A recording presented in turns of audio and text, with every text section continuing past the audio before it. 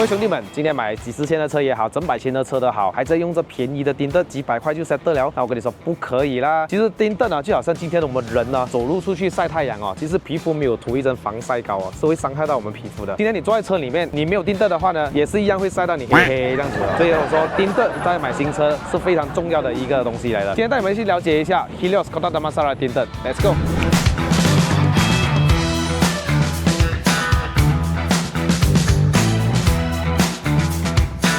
这里呢，除了有做钉凳啊、BBF 啊，它还有汽车美容哦。当然，我们今天主要来介绍一下这里的隔热膜。Helios 这个名字呢，其实它有各式各类的，根据客人不同的需求做出来的这个隔热膜，它有分为 HELIOZ 呢，其实是它的 PPF 来的。我们今天不讲这个，我们来讲一下它的最主推的 E Series。那我 Camry 在用着的啦，什么车都可以，不管你今天是驾甘蔗也好，不管你是驾 Porsche 啊，或者是 Bentley 啊，这些都可以用的。那这个有6层的这个金属材质 ，H Series 当然是它的最天花板，还有12层。什么是金属材质呢？主要是它来隔热的。我带你们去做一个测试，你们就大概了解了。我们这里有一个箱子，里面就是热能啊。如果这一个有热能的话，太阳能啊，这个风扇就会转是吗？那我来先打开一下。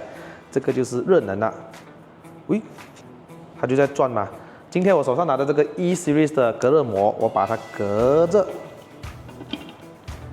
停了哦。我再靠近它都不会转哦。看我再转，它就是不要转。我再把它打开，它就转。 啊，没有作弊啊，各位，真的没有在作弊的。很多人认为啊，买钉凳就是要买最黑的，它就隔热最好。其实不是，你看我手上拿着这个 E Series 78%的亮度哦，你看它都可以隔到这么好，我觉得粘这个很好了。如果粘到太黑，那个不知道在车里面做什么。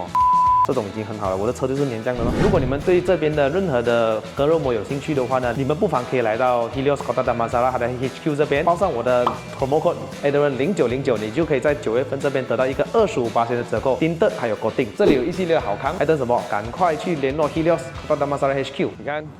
你看天还没有亮啊，我已经出来拍摄了。Hello， 大家好，我是 Adrian， 不是一个车名，只是 POV 了。欢迎回到来 POV 试驾系列了哈。今天我身后面有一辆 Chery Tiggo 7 Pro。对了，这辆车也已经 launch 了一段时间啦，然后终于我有机会拿到这个车在我手上，加1个礼拜的时间。那之前呢，在它的这个 preview 里面，大概是 walk around review 给你们看了的，然后还有短暂试驾给你们看。但是我觉得不够，因为一台车在我手上呢，至少要给我开个1-2天，我才大概知道它的特别之处在哪里。这样子我才可以体验到我当车主的这个心得嘛，对不对？这台 Chery Tiggo 7 Pro 售价123,800。如果你今天有考虑过买 Omoda 5的朋友们呢，售价不到120千。但是如果你今天想一想，多花一个5000块左右，你买到一个比它大一等级的 C segment 的 SUV， 你会不会考虑呢？或者之前有底下留言的朋友们就问，到底我今天要选 Chery Tiggo 7 Pro 或者是 Proton 的 X70 呢？可能这集影片你看了之后，你可能会做一下选择啦。虽然我还没有拿到最新款的 X70， 可是那个驾驶的体验我可以拿旧的来对比，因为它没有差太多。这个影片还没开始之前，希望还没订阅我的朋友们呢，记得按下订阅了。那我更新影片的时候呢，你们才可以及时收到通知。话不多说，看车 ，Let's go！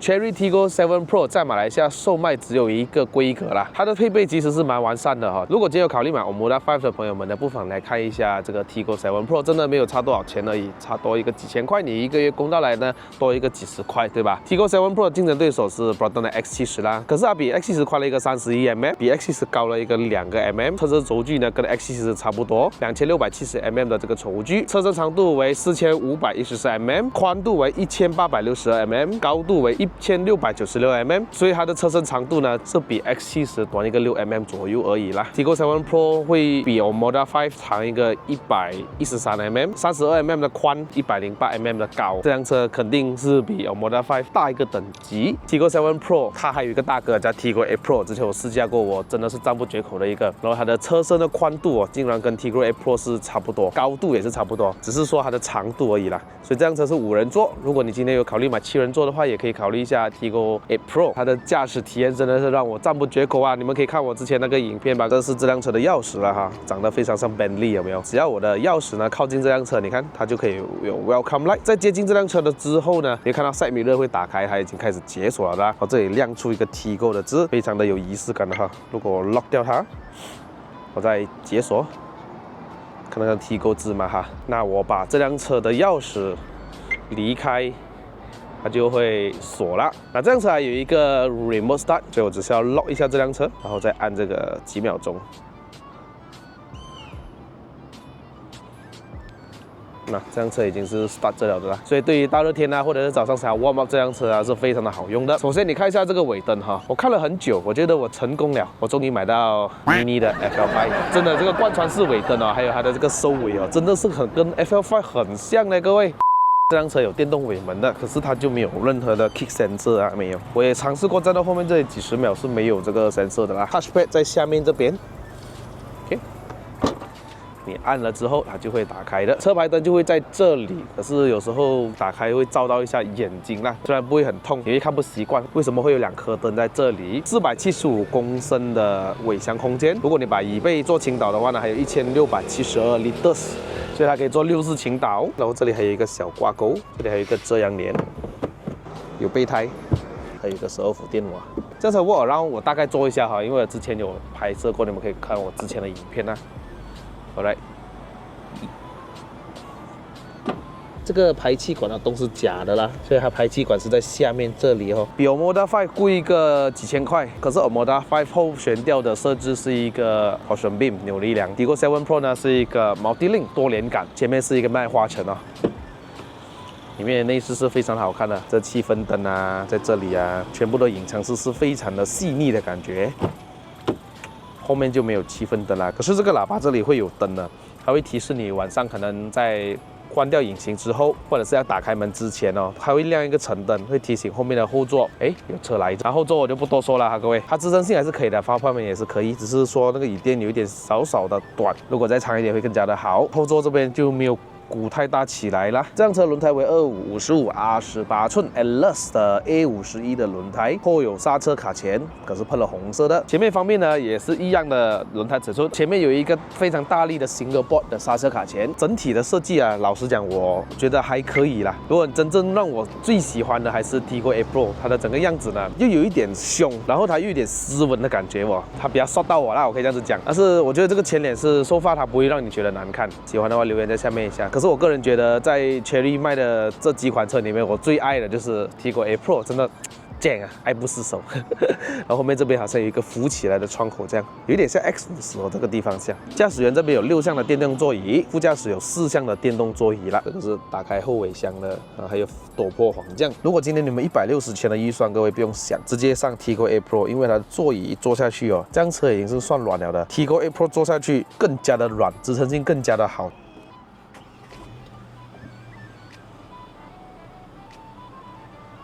那 Chery 叫这个叫做24.6寸的一个 Dual Screen 啊，其实它的解析度是跟 Tigo 8 Pro 是很相似的，仪表就跟之前我家的 Tigo 8 Pro 一样啦。其实实际上它是在换挡了的，它跟不上我们实际操作哈。你看我踩一点油啊，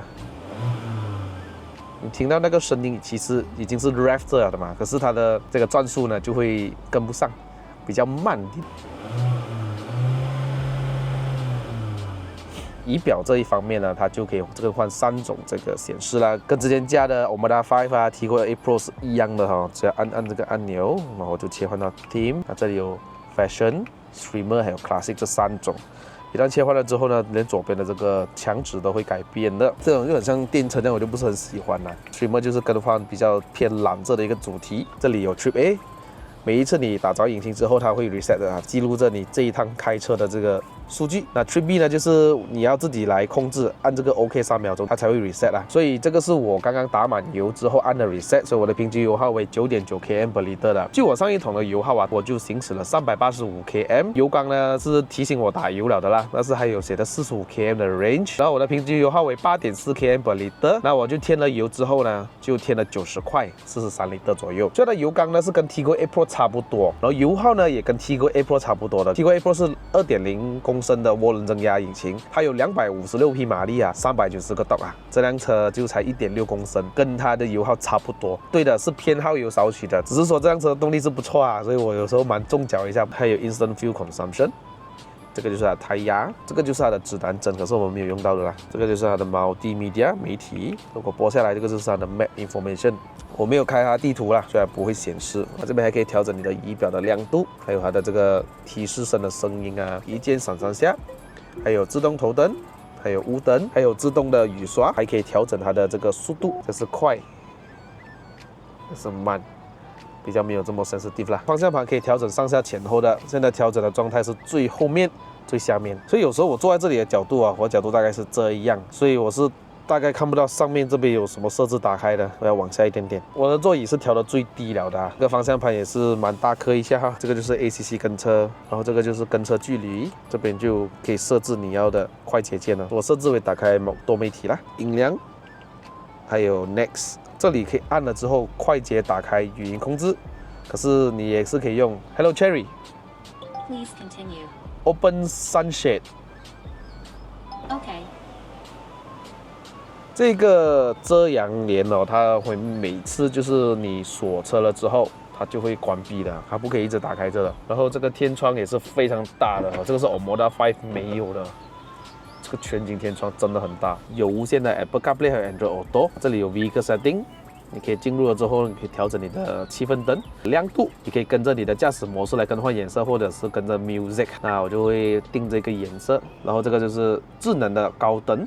还有它的头灯的高度哈，都是在这边调的。那我会一般上调到最低，因为这辆车它的头灯有点偏高，所以很多人以为我是开高灯，其实所以我就把它调到3最低了的。In Car 这边你就可以调整你的快捷键，这个无线充电在这里有50瓦的啊。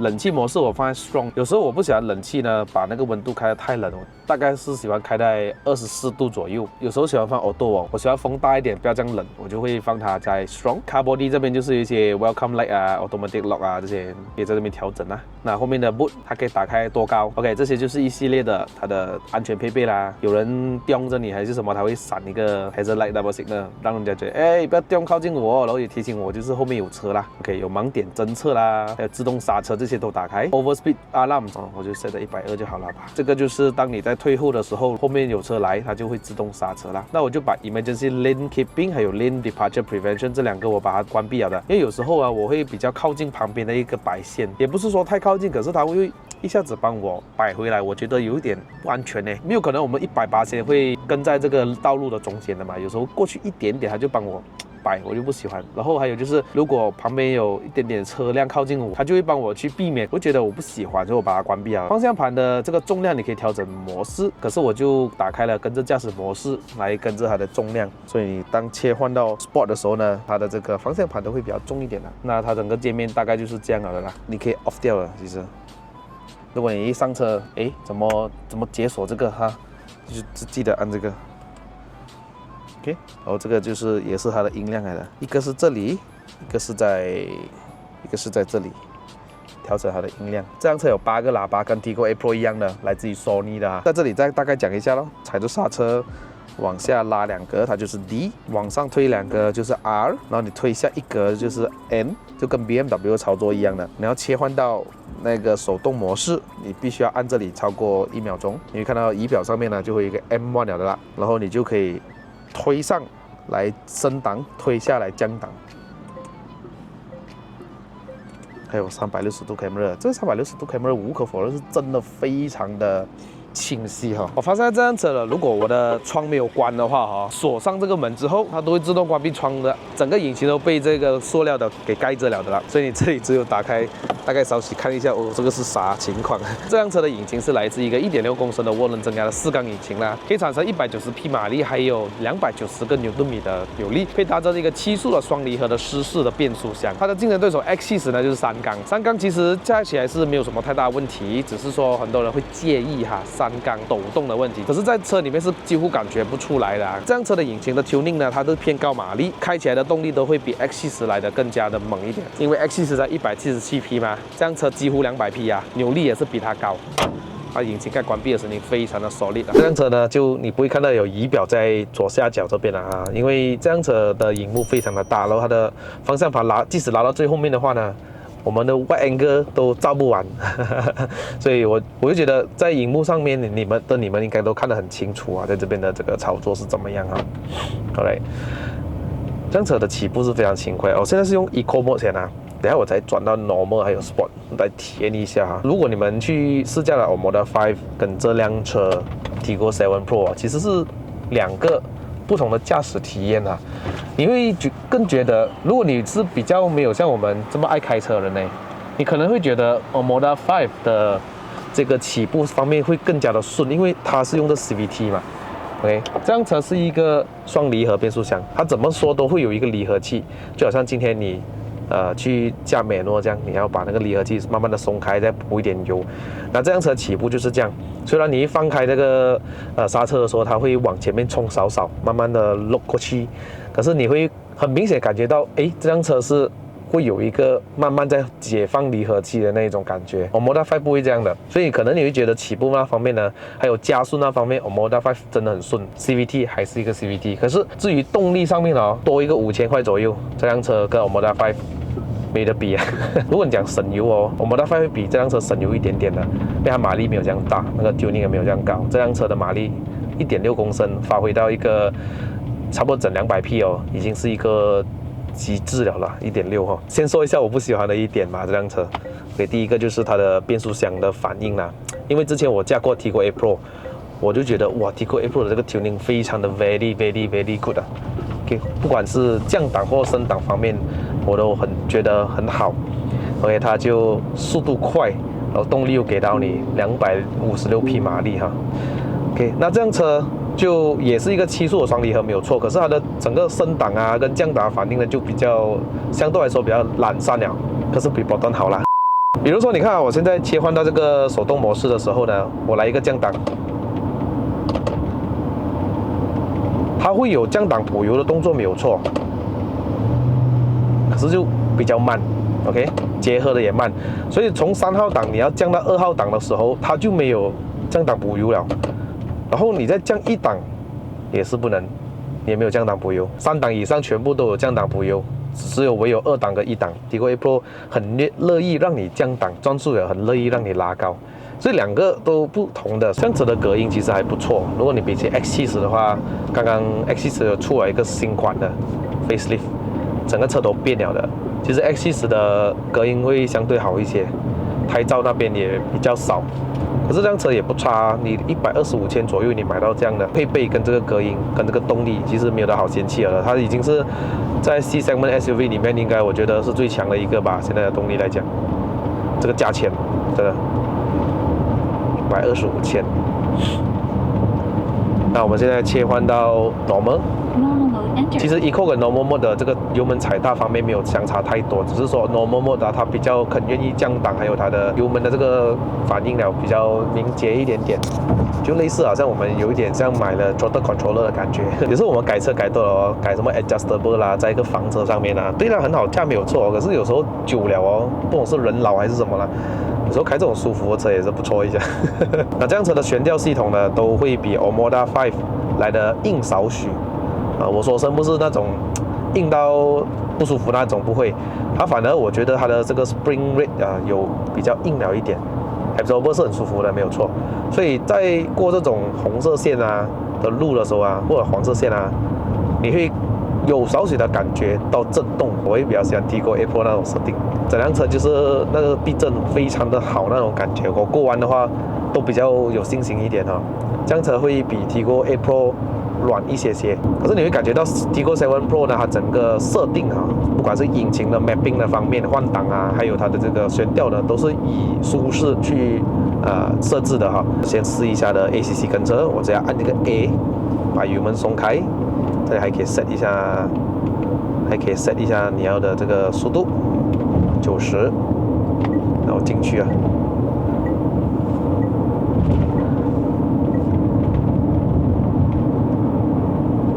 把这个距离每次都是调到最远的啦 ，OK， 所以你感觉到它的这个跟车也是不错，它可以 stop and go。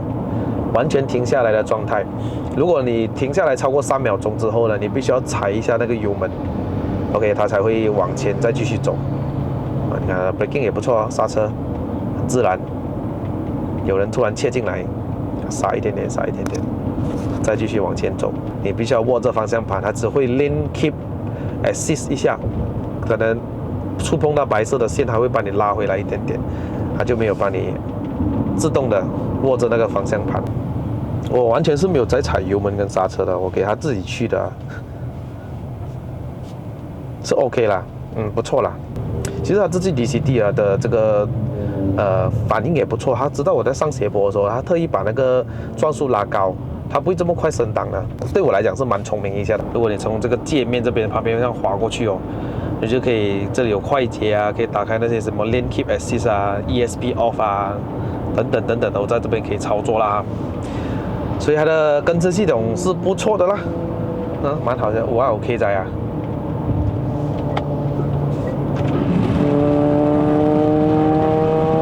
好像是这样哦。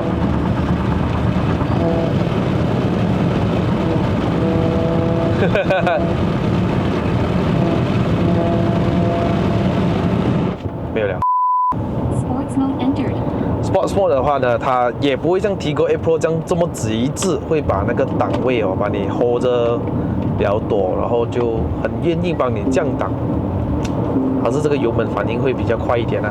咱们来做一个0到100的测试。你看它的转速哦，还是维持在1000多了。那我们切换到手动模式。这手动模式呢，还会自动帮你升档的，不用担心。做一点小小的 launching。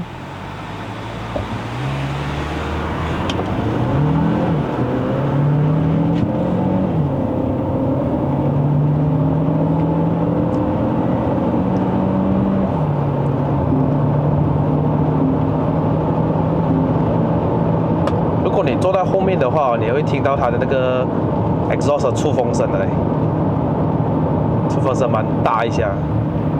OK 啦，这个速度不错啦哈，至少 Sport Mode 它现在还会帮我，这个是我手动模式，忘记了，给3档再踩，它的转速不会拉到很高哦，大概5000转就跟你升档了。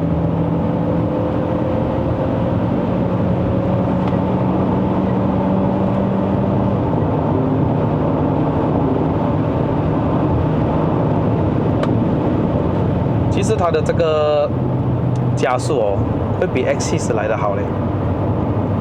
其实如果你给我讲驾驶体验，肯定它是比 X70 来的好了。可是 X70 它现在新款的有那个ADAS 2.0啊，所以它会在塞车的时候更好用，它会自动帮你转向啊那些，这样就没有了。可是你看它的操控不错，这样子也是偏舒服啦。可是定一下，除了方向盘现在 Sport 不够重之外，我觉得可以再重一点点。Normal mode entered. OK， 给你们体验一下啊，可能我现在要超车，我踩，对，它的反应是少许的慢，这个就是偏于舒适的一种 tuning 来的。可是这辆车呢的转速哈，我发现到它的最大扭力呢是在4000转来爆发。发现到它的最饱满的时候 ，Turbo kicks in 大概不到2000转就来了。我再来踩完，比较懒散哈，那我们试一下 Sport。Sports mode entered. 踩完。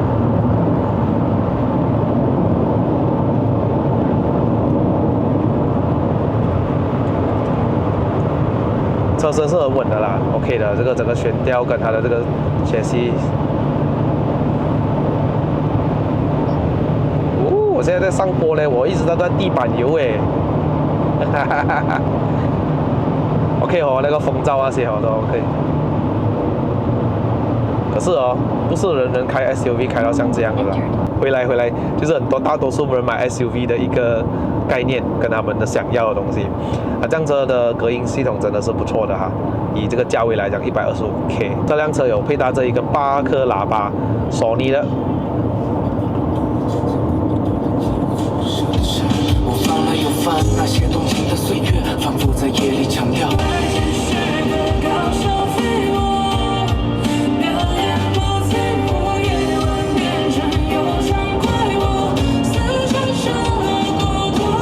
这个就是你得到的125千，它的8粒喇叭是的确是不错，这是 Proton 给不到你的。Proton 的喇叭讲真的，真的有待提升啊。主机呢就有一点迟缓，你看啊，我按了之后啊。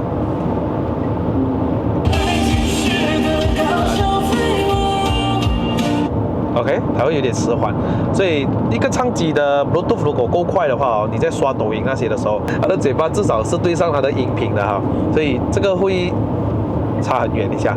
所以你们可以回家测试一下你们唱机加这个车上的唱机，是不是会有这样的问题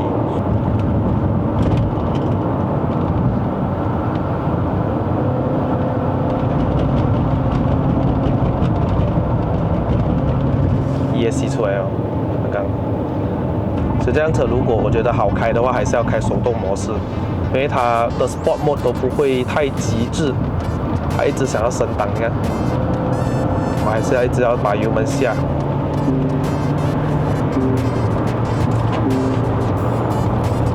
哇哦，老北妹，是真的不错啊，车身的这个动态，我感觉到它的操控会比 X70好哎。虽然我短暂试驾 X70吧，它比较灵敏，车身的 body roll 也没有 X70多。你要记着哈，我们是加着 SUV 来的哈。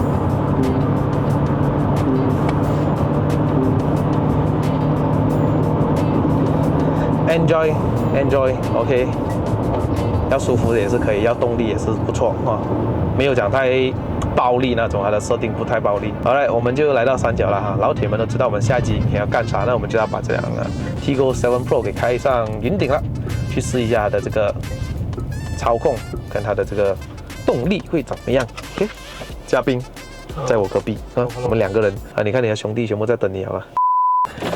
来，好嘞，各位。Tiggo 7 Pro 冲上云霄啦！好了，各位，影片就到此结束。如果想要看我的影片的朋友们呢，不要忘了按赞、订阅、分享，还有打开小铃铛。我们下一集的 POV 冲上云霄再见啦 ，Goodbye。